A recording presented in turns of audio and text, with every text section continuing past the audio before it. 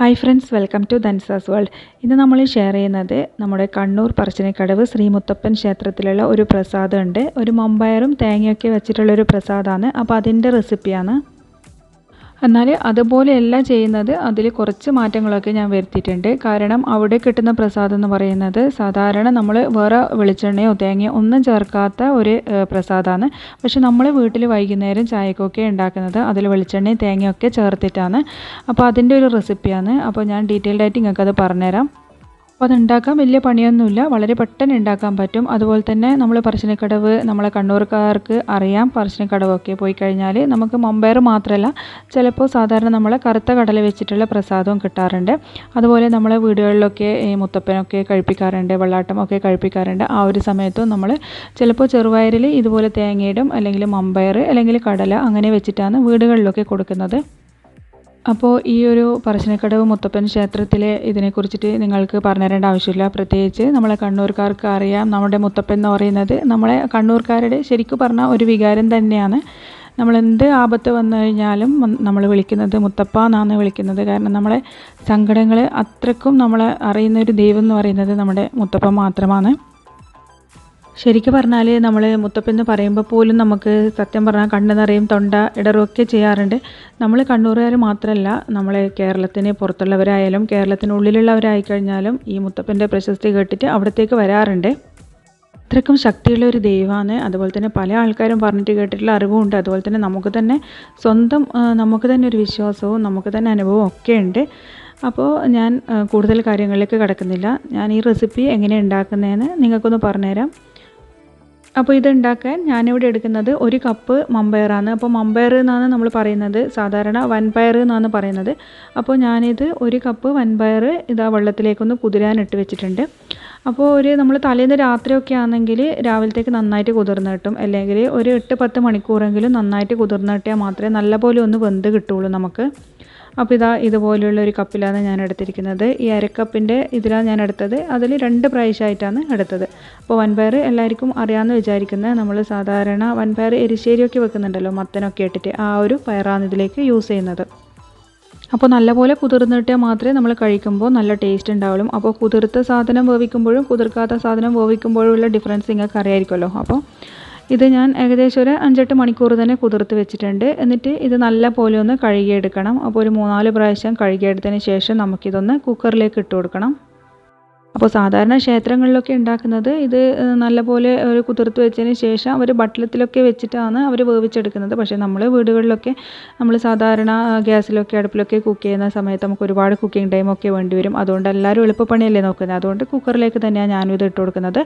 അപ്പോൾ ഇതിൽ കല്ലൊക്കെ ഉണ്ടാകും. ചിലപ്പോൾ ഇതുപോലെ നമ്മളൊന്ന് ഊറ്റിയിട്ട്, നിങ്ങൾക്കറിയാലോ, ഇതുപോലെ ഒന്ന് നല്ലോണം ഊറ്റിയിട്ട് അങ്ങ് ഇട്ട് കൊടുക്കുക. അപ്പോൾ കല്ലൊക്കെ ഉണ്ടെങ്കിൽ അടിയിൽ ഇങ്ങനെ നിൽക്കും.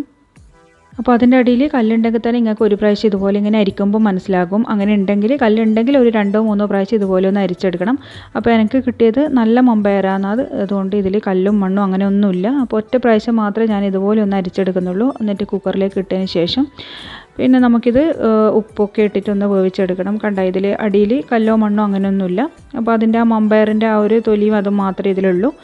അപ്പോൾ ഞാനിത് കുക്കറിൽ ഇട്ട് കൊടുത്തതിന് ശേഷം ഇതിലേക്ക് നമുക്ക് ഇട്ട് കൊടുക്കേണ്ടത് ഉപ്പാണ്. അപ്പോൾ ഈ ഒരു സമയത്ത് നല്ലോണം നമ്മൾ കുതിർത്ത് വെച്ച മമ്പയർ അല്ലെങ്കിൽ ഉപ്പൊക്കെ ഇട്ട് കൊടുക്കുമ്പോൾ വേവാൻ ബുദ്ധിമുട്ടുണ്ടാകും. ഇനി ഇതിലേക്ക് കുറച്ച് മഞ്ഞൾപ്പൊടിയും കൂടി ഇട്ട് കൊടുക്കണം നമുക്ക്. ക്ഷേത്രത്തിലൊക്കെ സാധാരണ മഞ്ഞൾപ്പൊടിയൊന്നും ഇടാറില്ല, ഉപ്പ് മാത്രം ഇട്ടിട്ടാണ് വേവിക്കുന്നത്. അപ്പോൾ ഇനി ഞാനിതിലേക്ക് കുറച്ച് മുളക് പൊടിയും കൂടി ഇട്ട് കൊടുക്കുന്നുണ്ട്. കാരണം ഞാൻ പറഞ്ഞു ഞാനിത് വൈകുന്നേരം ചായക്ക് ആക്കുന്നതാണ്, അതുകൊണ്ടാണ്. അപ്പോൾ ക്ഷേത്രത്തിലേത് നമ്മൾ സാധാരണ വെറും ഉപ്പ് മാത്രം ഇട്ടിട്ടാണ് സാധാരണ ഒരു ബട്ടലത്തിൽ വെച്ചിട്ട് വേവിക്കുന്നതാണ്. ഇനിയിപ്പോൾ ഇതിലേക്ക് നമുക്ക് വേവാൻ ആവശ്യമായിട്ടുള്ള വെള്ളം കൂടി ഒന്ന് ഒഴിച്ചു കൊടുക്കണം. അപ്പോൾ നമ്മളെ മമ്പയറിൻ്റെ കുറച്ച് മേലെ നിൽക്കുന്ന വിധത്തിൽ മാത്രം വെള്ളം ഒഴിച്ചു കൊടുത്താൽ മതിയാകും. ഒരുപാട് വെള്ളമാകുമ്പോൾ നമുക്കത് ഒന്ന് വറ്റിച്ചെടുക്കാൻ കുറച്ച് ബുദ്ധിമുട്ടാണ്. അപ്പോൾ അതുകൊണ്ട് കുറച്ച് മേലെ നിൽക്കുന്ന വിധത്തിൽ മാത്രം വെള്ളം ഒഴിച്ചിട്ട് നമുക്കിതൊന്ന് വേവിച്ചെടുക്കാം.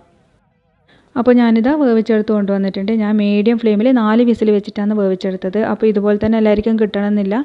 നമ്മളെ മമ്പയറിനനുസരിച്ചിട്ടും അതുപോലെ നമ്മളെ ഫ്ലെയിമിനനുസരിച്ചിട്ടും ഒക്കെ കുക്കിംഗ് ടൈം വ്യത്യാസപ്പെട്ടിരിക്കും. അപ്പോൾ ഇതുപോലെ എടുത്ത് നോക്കിയിട്ട് നിങ്ങൾക്ക് വെന്തിട്ടില്ല എന്നുണ്ടെങ്കിൽ കുറച്ച് വെള്ളം ആവശ്യമുണ്ടെങ്കിൽ വെള്ളം ഒഴിച്ചു കൊടുത്തിട്ട് ഒരു 1-2 വിസിൽ വേവിച്ചാൽ മതിയാകും. നമ്മൾ ഈ വേവിക്കുമ്പോൾ പ്രത്യേകം ശ്രദ്ധിക്കുക, വെന്തടിയാൻ പാടില്ല. ഇതുപോലെ ഇങ്ങനെ വേറെ വേറെ നിൽക്കണം. അതുപോലെ തന്നെ നമ്മളിത് പ്രസ് ചെയ്ത് നോക്കുമ്പോൾ ഒന്ന് ഇതായിട്ട് കിട്ടുകയും വേണം. അപ്പോൾ ഇതാണ് കറക്റ്റ് പാകം എന്ന് പറയുന്നത്. അപ്പോൾ ക്ഷേത്രത്തിൽ പോയി കഴിച്ചവർക്കൊക്കെ അറിയാം നമ്മളുടെ ഈ വൻപയർ കിട്ടുന്നത് എന്ന് പറയുന്നത് സെപ്പറേറ്റ് ആയിട്ടാണ്, ഓരോ വൻപയറും സെപ്പറേറ്റ് ആയിട്ടാണ് നിൽക്കുന്നത്. അതുപോലെ മഞ്ഞൾപ്പൊടിയും മുളക് പൊടിയും ഒക്കെ താല്പര്യമുണ്ടെങ്കിൽ മാത്രം ചേർത്താൽ മതി, അല്ലെങ്കിൽ വെറുതെ ഉപ്പിട്ടിട്ട് ഇങ്ങനെ പുഴുങ്ങിയെടുത്താൽ മതി. നമ്മളിത് ഉടച്ചെടുക്കുക ഒന്നും ചെയ്യുന്നൊന്നുമില്ല. ഇതിലേക്ക് നമ്മൾ ചേർക്കുന്നത് തേങ്ങ ചിരവിയതാണ്. അപ്പോൾ ക്ഷേത്രത്തിൽ കിട്ടുന്നതിൽ തേങ്ങ ചിരവിയത് ചേർക്കാറില്ല, വെറുതെ ഉപ്പിട്ട് വേവിച്ചിട്ട് അതിൽ തേങ്ങ കഷ്ണങ്ങൾ ഇട്ടിട്ടാണ് തരുന്നത്. അപ്പോൾ ഞാൻ ചായക്ക് ആക്കുന്നത് കൊണ്ട് മാത്രം ഞാൻ തേങ്ങ ചിരവിയത് ഇടുന്നതാണ്. അപ്പോൾ അതിൽ ഒരുപാട് തേങ്ങ ചിരവിയത് ഇട്ട് കഴിഞ്ഞാൽ നല്ല ടേസ്റ്റാണ്. അപ്പോൾ ഇതുപോലെ കുത്തി ഉടക്കാണ്ട് ഇങ്ങനെ മേലെ മേലെ ജസ്റ്റ് ഒന്ന് ഇളക്കി കൊടുക്കുക മാത്രമേ പാടുള്ളൂ. അപ്പോൾ ഇതിൻ്റെ അടിയിൽ കുറച്ച് വെള്ളമുണ്ട്, അത് നമുക്കൊന്ന് വറ്റിച്ചെടുക്കുകയും വേണം. വെള്ളം ഒരുപാടുണ്ടെങ്കിൽ മാത്രം ഒന്ന് വറ്റിച്ചെടുത്താൽ മതി, കാരണം അത് നമ്മൾ കുത്തി ഉടക്കാനും പാടില്ല, അതും കൂടി നോക്കണം. വൻപയർ സെപ്പറേറ്റ് ആയിട്ട് തന്നെ കിടക്കുകയും വേണം. അപ്പോൾ നമ്മൾ ഇതുപോലെ ഒന്ന് മിക്സ് ചെയ്ത് എടുക്കുമ്പം ആ വെള്ളമൊക്കെ ഒന്ന് അഡ്ജസ്റ്റ് ആയിട്ട് കിട്ടും, അതൊക്കെ ആ തേങ്ങയിൽ അതിലൊക്കെ പിടിച്ചിട്ട് അഡ്ജസ്റ്റ് ആയിട്ട് കിട്ടും. ചിലപ്പോൾ നമ്മളത് വറ്റിച്ചെടുക്കേണ്ട ആവശ്യമൊന്നും വരില്ല, അപ്പോൾ എനിക്ക് വറ്റിച്ചെടുക്കേണ്ടി വന്നിട്ടില്ല, അത് കറക്റ്റായിട്ട് കിട്ടിയിട്ടുണ്ട്. ഇനി ലാസ്റ്റ് നമ്മളിതിലേക്ക് ചേർക്കുന്നത് 1 ടേബിൾ സ്പൂൺ വെളിച്ചെണ്ണയാണ്. അതും കൂടി ചേർത്തിട്ട് നല്ലപോലെ ഒന്ന് മിക്സ് ചെയ്തെടുക്കുന്നുണ്ട്. അപ്പോൾ സാധാരണ ക്ഷേത്രത്തിൽ വെളിച്ചെണ്ണയൊന്നും ചേർക്കാറില്ല, ഞാൻ നേരത്തെ പറഞ്ഞു, വെറുതെ ഉപ്പിട്ടിട്ട് പുഴുങ്ങുക മാത്രമേ ചെയ്യുന്നുള്ളൂ. അപ്പോൾ വെളിച്ചെണ്ണ ചേർത്ത് കഴിഞ്ഞാൽ നമുക്ക് ചായൻ്റെ കൂടെയൊക്കെ കഴിക്കുമ്പോൾ നല്ല ടേസ്റ്റാണ്. അപ്പോൾ ഇതാ നമ്മളെ വൻപയർ പൊങ്ങിച്ചത് ഇവിടെ റെഡി ആയിട്ടുണ്ട്. ഇനി നമുക്കിതൊരു പാത്രത്തിലേക്ക് വിളമ്പി കൊടുക്കാം. അപ്പോൾ ഇതുപോലെ വൻപയറൊക്കെ ഉണ്ടെങ്കിൽ നിങ്ങൾ വൈകുന്നേരം ചായക്കൊക്കെ ആക്കി കഴിഞ്ഞാൽ നല്ല ടേസ്റ്റ് തന്നെ. രാവിലെ ഇപ്പോൾ ബ്രേക്ക്ഫാസ്റ്റിന് കഴിക്കാനും നല്ല ടേസ്റ്റ് തന്നെയാണ്. അപ്പോൾ കുട്ടികൾക്കൊക്കെ വൻപയറൊക്കെ കൊടുത്തു കഴിഞ്ഞാൽ നല്ലതാണ്. കുട്ടികൾക്ക് മാത്രമല്ല എല്ലാവർക്കും നല്ലതാണ് ഈ വൻപയർ കഴിക്കുന്നത്. അതുപോലെ നിങ്ങൾക്ക് ഈ റെസിപ്പി ചെറുപയറും കടലയും ഒക്കെ വെച്ചിട്ട് ചെയ്യാം, ഇതുപോലെ ചെയ്തെടുത്താൽ മതി. അപ്പോൾ സാധാരണ പറശ്ശിനിക്കടവ് ക്ഷേത്രത്തിൽ പോയി കഴിഞ്ഞാൽ കിട്ടുന്നത് ഒരു കഷ്ണ ഇലയിൽ ഇതുപോലെ ഒരു 1-2 പിടി വൻപയറും ഇതുപോലെ തേങ്ങാപ്പൂളുമാണ് കിട്ടുന്നത്. അപ്പോൾ നമ്മൾ ഒരു ഗ്ലാസ് ചായ ഉണ്ടാകും. അപ്പോൾ അത് നമ്മൾ ഓരോന്ന് ഇച്ചിരി എടുത്തിട്ട് വായിലിട്ടിട്ട് ഒരു കഷ്ണം തേങ്ങ കഷ്ണം ഇങ്ങനെ കടിച്ചിട്ടാണ് കഴിക്കുന്നത്. അപ്പോൾ ഇതുപോലെ തന്നെ നമ്മുടെ നാട്ടിൽ ചെറുകുന്ന ഒരു അന്നപൂർണേശ്വരി ക്ഷേത്രമുണ്ട് കണ്ണൂരിൽ തന്നെ. അപ്പോൾ അവിടെ കിട്ടുന്ന ഉച്ചക്ക് ചോറിൻ്റെ കൂടെ കിട്ടുന്ന ഒരു കറീൻ്റെ, അതായത് നമ്മൾ ഊട്ടുപുര പുളിങ്കറി എന്ന് പറയും. അപ്പോൾ അതിൻ്റെ റെസിപ്പി ഞാൻ ഇട്ടിട്ടുണ്ട്. അപ്പോൾ ആവശ്യമുള്ളവർ പോയിട്ട് കാണുക, അത് നിങ്ങൾ വീട്ടിലുണ്ടാക്കാം. അപ്പോൾ നമുക്ക് അമ്പലങ്ങളിലൊക്കെ കിട്ടുന്ന പ്രസാദം നമുക്കും ഇതുപോലെ തന്നെ വീട്ടിലുണ്ടാക്കാൻ പറ്റും. ചില ഐറ്റംസൊക്കെ നമുക്ക് അവിടെ ക്ഷേത്രത്തിൽ ഊട്ടുപുരയിൽ ചോദിച്ചു കഴിഞ്ഞാൽ അവർ പറഞ്ഞു തരും. അപ്പോൾ അങ്ങനെ നമുക്ക് ഉണ്ടാക്കിയെടുക്കാൻ പറ്റും വീട്ടിൽ. അതുപോലെ തന്നെ പറശ്ശിനിക്കടവ് മുത്തപ്പൻ ക്ഷേത്രത്തിൽ നമുക്ക് ഉച്ചയ്ക്ക് അവിടെ വഴിപാടുണ്ട്, ചോറും 1-2 കറികളുമായിട്ട് അവിടെയുണ്ട്. അപ്പോൾ നമ്മളൊക്കെ നാട്ടിൽ പോയി കഴിഞ്ഞ് കഴിഞ്ഞാൽ മക്കൾക്കൊക്കെ ഭയങ്കര ഇഷ്ടമാണ് അവിടുത്തെ ഇതുപോലെയുള്ള പ്രസാദങ്ങളും അവിടുത്തെ ഉച്ചയ്ക്കുള്ള പ്രസാദവും ഒക്കെ കഴിക്കാൻ വേണ്ടിയിട്ട്. അപ്പോൾ എനിക്ക് മാത്രമല്ല എല്ലാവർക്കും ഇഷ്ടമായിരിക്കുമല്ലോ അല്ലേ നമ്മൾ അമ്പലത്തിൽ പ്രസാദമൊക്കെ കഴിക്കാൻ വേണ്ടിയിട്ട്. അപ്പോൾ നിങ്ങൾക്ക് ഈ ഒരു റെസിപ്പി ഇഷ്ടമായി വിചാരിക്കുന്നു. ഇഷ്ടമായിട്ടുണ്ടെങ്കിൽ നിങ്ങൾ ഇതുപോലെ വീട്ടിൽ ട്രൈ ചെയ്തിട്ട് കുട്ടികൾക്കൊക്കെ കൊടുത്ത് നോക്കുക. അതുപോലെ വൻപയറിൻ്റെ കൂടെ തേങ്ങാ കഷ്ണങ്ങളൊക്കെ കടിച്ചിട്ട് കഴിക്കുമ്പോൾ നല്ല ടേസ്റ്റാണ്. അപ്പോൾ നിങ്ങൾ ഉണ്ടാക്കിയിട്ട് ഫീഡ്ബാക്ക് എന്തായാലും പറയണം. അപ്പോൾ ചാനൽ ഇഷ്ടമായിട്ടുണ്ടെങ്കിൽ സബ്സ്ക്രൈബ് ചെയ്യാൻ മറക്കരുത്. അടുത്ത വീഡിയോയിൽ ഇനി കാണാം. താങ്ക്